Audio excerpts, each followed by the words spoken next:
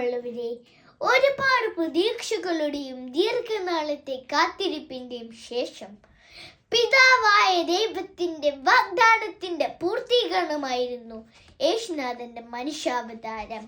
ആ ജനനത്തോട് ഒരു കാലഘട്ടം രണ്ടായി വിഭജിക്കപ്പെടുന്നു: ക്രിസ്തുവിന് മുമ്പും ക്രിസ്തുവിന് ശേഷവും. ലോകരക്ഷകന്റെ പിറവിയിൽ തന്നെ ഒരുപാട് അസാധാരണത്വം നാം കാണുന്നു. അത്യുന്നതത്തിന് പിറക്കാനായി ഒരു കാലിത്തൊഴുത്തിൽ അഭയം തേടേണ്ടി വരിക. ബെത്ലഹേമിൽ ഡിസംബർ മാസത്തിൽ കൊടും തണുപ്പിൽ പിറന്നു വീഴേണ്ടി വന്ന ആ ഉണ്ണി യേശുവിന്റെ ദൈന്യ ചിത്രം നമുക്കൊന്ന് സങ്കല്പിച്ചു നോക്കാം. ദൈവം മനുഷ്യനായി പിറന്നു വീഴുക, മാനുഷികമായ കഷ്ടപ്പാടുകളും വേദനകളും അനുഭവിച്ചറിയുക. ദൈവഹിതവും അതുതന്നെ ആയിരുന്നു എന്ന് ബൈബിൾ സാക്ഷ്യപ്പെടുത്തുന്നു.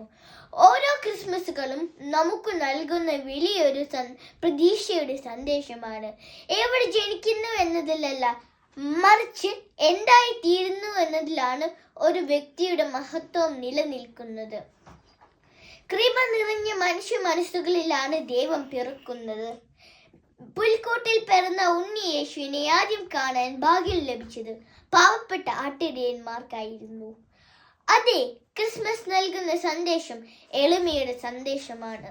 മതവർഗീയവാദത്തിന്റെ ഈ കാലഘട്ടത്തിൽ സ്നേഹത്തിന്റെയും പ്രത്യാശയുടെയും സന്ദേശം നൽകുന്ന ക്രിസ്മസിനെ നമുക്ക് സ്നേഹപൂർവ്വം വരവേൽക്കാം. അതിനുവേണ്ടി നാം ഒരുക്കുന്ന പുൽക്കൂടുകളും നക്ഷത്ര വിളക്കുകളും നമ്മുടെ ഹൃദയത്തിലും കൂടുതൽ ശോഭയോടെ നിറഞ്ഞു നിൽക്കട്ടെ.